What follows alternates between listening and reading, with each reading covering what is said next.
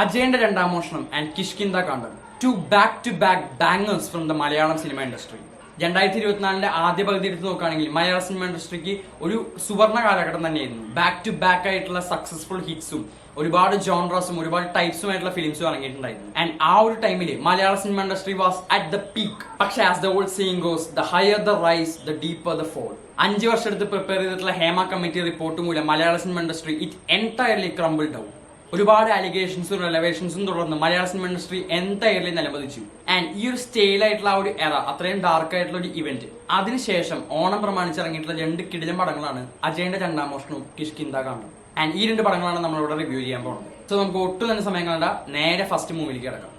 അജയന്റെ രണ്ടാം മോഷണം, the directorial debut of Jithin Lal, written by Sujith Nambiar, starring the one and only Tovino Thomas. Super film, a wonderfully made visual masterpiece. Martin Scorsese പറയുന്ന പോലെ this is cinema. അതാണ് ഈ ഒരു പടം. 3 ജനറേഷൻസോളം സ്പാൻ ചെയ്യുന്ന ഒരു 3 ക്യാരക്ടേഴ്സിന്റെ ഒരു മിത്തിക്കൽ ആയിട്ടുള്ള ഒരു ഫാബുലസ് ആയിട്ടുള്ള ഒരു ഗ്രാൻഡ് മാ ടെയിൽ എന്നാണ് ഈ ഒരു ഫിലിമിന്റെ കഥയെന്ന് നമുക്ക് വിശേഷിപ്പിക്കാൻ പറ്റും. ഒരു ധീരയോദ്ധാവായിട്ടുള്ള കുഞ്ഞിക്കേടു അയാളുടെ ഗ്രാമത്തിലേക്ക് ഒരു വിളക്ക് കൊണ്ടുവരികയാണ്. വർഷങ്ങൾക്ക് ശേഷം അയാളുടെ ഡിസെൻഡന്റ് ആയിട്ടുള്ള മണിയൻ ആ വിളക്കിനെ മോഷ്ടിക്കുകയാണ്. കുറച്ചുകൂടി വർഷങ്ങൾക്ക് ശേഷം മണിയന്റെ തന്നെ പേരക്കുട്ടിയായിട്ടുള്ള അജയൻ ഈ ഒരു വിളക്ക് യഥാർത്ഥ സ്ഥലത്ത് കൊണ്ടുവച്ച് അയാളുടെ പേര് റിഡീം ചെയ്യാൻ നോക്കുന്നു. ഒരു ജേർണി എങ്ങനെയാണ് ഈ ഒരു 3 ജനറേഷൻസിലെ ക്യാരക്ടേഴ്സിനെ ഇന്റർലിങ്ക് ചെയ്യുന്നത്, എങ്ങനെയാണ് ഇവരെല്ലാവരും കൂടി ഒരു ഫ്രൂട്ട്ഫുൾ ആയിട്ടുള്ള ഒരു കൺക്ലൂഷൻസിലേക്ക് എത്തുന്നത്, അജയൻ എന്നുള്ള ക്യാരക്ടറിന് ആളുടെ പേര് റിഡീം ചെയ്യാൻ പറ്റുമോ ഇല്ലയോ എന്നുള്ളൊരു ക്വസ്റ്റ്യൻ ആണ് ഈ ഒരു സ്റ്റോറി ആൻസർ ചെയ്യുന്നത്. On the surface it's A really simple story. നമ്മൾ ഒരുപാട് കേട്ട് പഴകിയിട്ടുള്ള അമ്മൂമ്മ കഥകൾ അല്ലെങ്കിൽ മുത്തശ്ശി കഥകൾ എന്നൊക്കെ പറയുന്ന പോലത്തെ ഒരു കഥയാണ് ഇത്. പക്ഷേ അവർ ആ ഒരു നോൺ ലീനിയർ നാരറ്റീവ് കൊണ്ട് എങ്ങനെയാണ് ആ ഒരു ഡിഫറെന്റ് ജനറേഷൻസിനെ ഇന്റർലിങ്ക് ചെയ്ത് കൊണ്ടുപോകുന്നത് എന്നാണ് ഈ ഒരു പടത്തിന് ഏറ്റവും കൂടുതൽ തിളങ്ങി നിൽക്കുന്ന ആസ്പെക്ട്. ഇത്രയും സിമ്പിൾ ആയിട്ടുള്ള ആ ഒരു സംഭവത്തിനെ എങ്ങനെയാണ് നമ്മളെ ഹുക്ക് ചെയ്യുന്നത്, ആ ഹുക്ക് ചെയ്യണ ഏറ്റവും പ്രധാനപ്പെട്ട എലമെന്റ് ആണ് ഒന്ന് ഇതിന്റെ സ്ക്രീൻ പ്ലേ, രണ്ടാമത് ടൊവിനോ തോമസിന്റെ ഒരു മൈൻഡ് ബ്ലോയിങ് ആയിട്ടുള്ള പെർഫോമൻസ്. ഈ 3 ക്യാരക്ടേഴ്സ്, കേളു, അജയൻ, മണിയൻ, ഈ 3 ക്യാരക്ടേഴ്സും ടൊവിനോ തോമസ് തന്നെയാണ് പ്ലേ ചെയ്യുന്നത്. അപ്പൊ ഈ കേളു എന്ന് പറഞ്ഞ ക്യാരക്ടറിന്റെ ഡിസെൻഡന്റ് ആണ് മണിയൻ, ആ മണിയന്റെ പേരക്കുട്ടിയാണ് അജയൻ. ഈ ഒരു കണക്ഷൻ, അതുപോലെ തന്നെ ഈ ഒരു 3 ക്യാരക്ടേഴ്സിനും ഡിസ്റ്റിങ്ക്റ്റ് ആയിട്ടുള്ള ഒരു ക്യാരക്ടറിസ്റ്റിക്സും പേഴ്സണാലിറ്റിയും അവരുടേതായിട്ടുള്ള മോട്ടീവ്സും എല്ലാം തന്നെ അത്രയധികം യൂണീക്കായി നിൽക്കുന്നത് ടൊവിനോ തോമസിന്റെ പെർഫോമൻസിലൂടെയാണ്. ആൻഡ് ഈ 3 ക്യാരക്ടേഴ്സിനും ഏറ്റവും കൂടുതൽ ടൊവിനോ തോമസിന്റെ പെർഫോമൻസ് കാരണം എലിവേറ്റഡ് ആയിട്ടുള്ള ക്യാരക്ടർ മണിയന്റേതാണ്.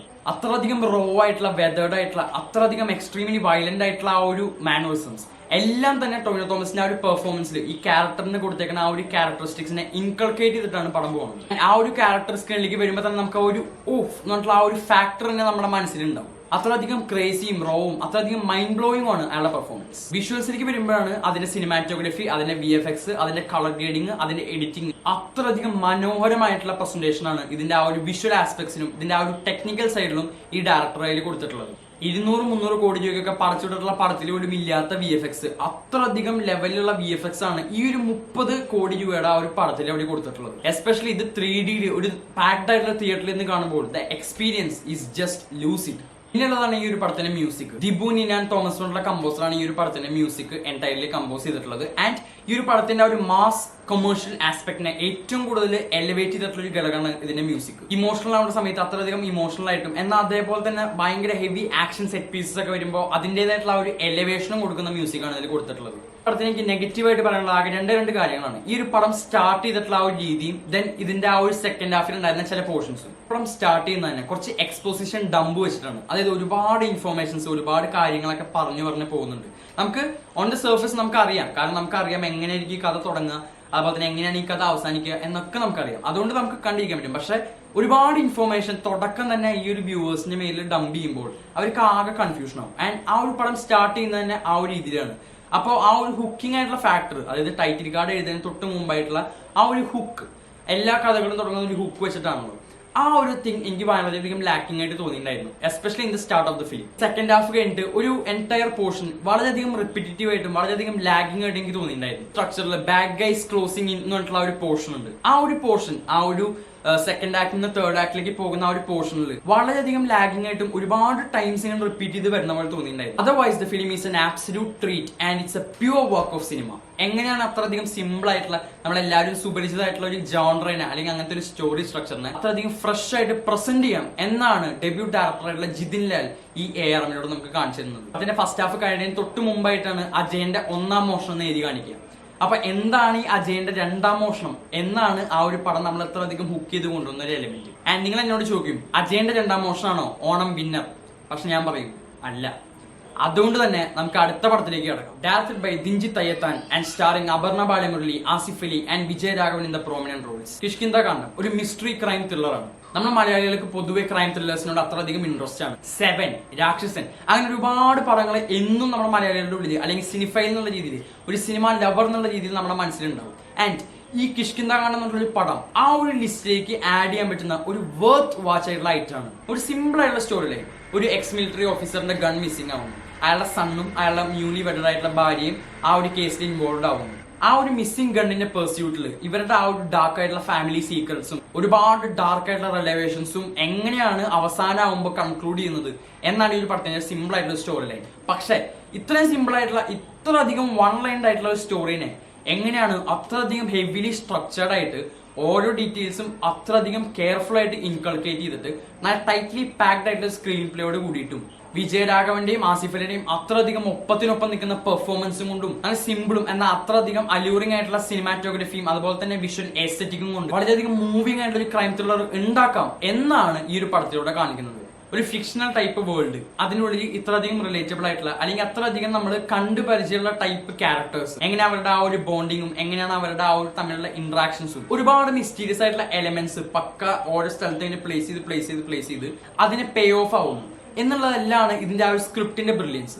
പക്ഷെ ഈ ഒരു കഥ വേറിട്ട് നിൽക്കുന്നത് വെച്ച് കഴിഞ്ഞാൽ അതിന്റെ ആ ഒരു മൂവിംഗ് ആയിട്ടുള്ള ഒരു ക്ലൈമാക്സ് പോർഷൻ, ആ ഒരു പോർഷൻ മതി ഈ ഒരു പടത്തിന്റെ എൻറ്റയർ സാധനത്തിന് തന്നെ ഡിഫൈൻ ചെയ്യാനായിട്ട്. ഇതിൽ ഏറ്റവും കൂടുതൽ എടുത്തു പറയേണ്ട പെർഫോമൻസ് ആണ് വിജയ് രാഘവന്റേത്. ഒരു വെറ്ററൻ ആയിട്ടുള്ള ഒരു മിലിറ്ററി പോലീസ് ഓഫീസർ, പെർഫെക്ഷനിസത്തിന് അടിമയായിട്ടുള്ള ഒരു ക്യാരക്ടർ. ആൻഡ് ആ അങ്ങനത്തെ ഒരു ക്യാരക്ടർ എങ്ങനെയാണ് പെരുമാറുന്നത് എല്ലാം വിജയ് രാഘവൻ അത്രയധികം ബ്യൂട്ടിഫുള്ളി അത്രയധികം ഇമോഷണൽ ആയിട്ടാണ് സ്ക്രീനിലേക്ക് കൊണ്ടുവരുന്നത്. അതിനോടൊപ്പം തന്നെ ഓവർലാപ്പ് ചെയ്യുന്ന ആസിഫ് അലിയുടെ മോൻ ക്യാരക്ടർ ആൻഡ് ഇതിന് രണ്ടിനും തന്നെ പിടിച്ചു നിർത്തുന്ന ഒരു ആങ്കർ ബീങ് ആയിട്ട് അപർണ ബാലമുരളിയുടെ ക്യാരക്ടർ. ഇവർ 3 പേരുടെ ആ ഒരു ഇന്ററാക്ഷൻസ് എങ്ങനെയാണ് ഈ ഒരു മിസ്റ്ററി, ആ ഒരു മിസ്സിംഗ് ആയിട്ടുള്ള ഗണ്ണിനെ കണ്ടുപിടിക്കുന്നതും അതുപോലെ തന്നെ ഈ ആസിഫ് അലിയുടെയും ഈ ഇവരുടെയൊക്കെ ലൈഫിൽ ഉണ്ടായിട്ടുള്ള ആ ഒരു സാധനത്തിനെയും ലിങ്ക് ചെയ്തിട്ട് എങ്ങനെയാണ് ഇതിനെ സോൾവ് ചെയ്യുന്നതെന്നാണ് ഈ ഒരു കഥ പറയുന്നത്. പക്ഷെ അത് എടുത്തു കാണിക്കുന്ന രീതി, പ്രസന്റ് ചെയ്തിരിക്കുന്ന ആ ഒരു സ്ട്രക്ചറിങ്, ആ ഒരു സ്റ്റോറി ടെല്ലിംഗ് ആണ് ഇതിൽ ഏറ്റവും കൂടുതൽ തിളങ്ങി നിൽക്കുന്നത്. ടെക്നിക്കൽ സൈഡിനെ കുറിച്ച് പറയുകയാണെങ്കിൽ ഇതിന്റെ ഒരു വിഷ്വൽ ആസ്തെറ്റിക്കും സിനിമാറ്റോഗ്രഫിയും തന്നെയാണ് ഏറ്റവും കൂടുതൽ തിളങ്ങി നിൽക്കുന്നത്.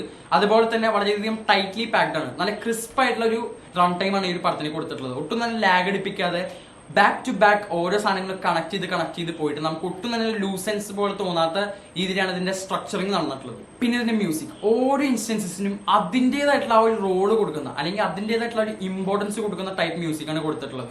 എസ്പെഷ്യലി ഇതിന്റെ ആ ഒരു ക്ലൈമാക്സ് പോർഷനിലേക്കൊക്കെ അടുക്കുമ്പോൾ ഒരു ഇൻഡസ്ട്രിയൽ ടൈപ്പ് മ്യൂസിക് ആണ് ഇതിൽ പ്രൊവൈഡ് ചെയ്തിട്ടുള്ളത്. പക്ഷെ അത് അത്രയധികം ഇമോഷണലി മൂവ് ചെയ്യുന്ന അല്ലെങ്കിൽ അത്ര നമുക്ക് എണീറ്റ് നിന്നിട്ട് ഇങ്ങനെ എന്ന് കൈയടിപ്പിക്കുന്ന ടൈപ്പ് മ്യൂസിക് ആണ് ഇതിൽ കൊടുത്തിട്ടുള്ളത്. ഈ ഒരു പടത്തിനെ കുറിച്ച് യാപ്പ് ചെയ്തുകൊണ്ടിരിക്കുകയാണെങ്കിൽ ഒരുപാട് നേരം സംസാരിക്കാനുണ്ട്. കാരണം അത്രയധികം ബ്യൂട്ടിഫുൾ ആയിട്ടുള്ള അത്രയധികം കെയർഫുള്ളി ക്രാഫ്റ്റഡ് ആയിട്ടുള്ള ഒരു masterpiece of a thriller തന്നെയാണ് Kishkindha Kaandam. So if you ask me that question once more, is ARM the Onam winner? No.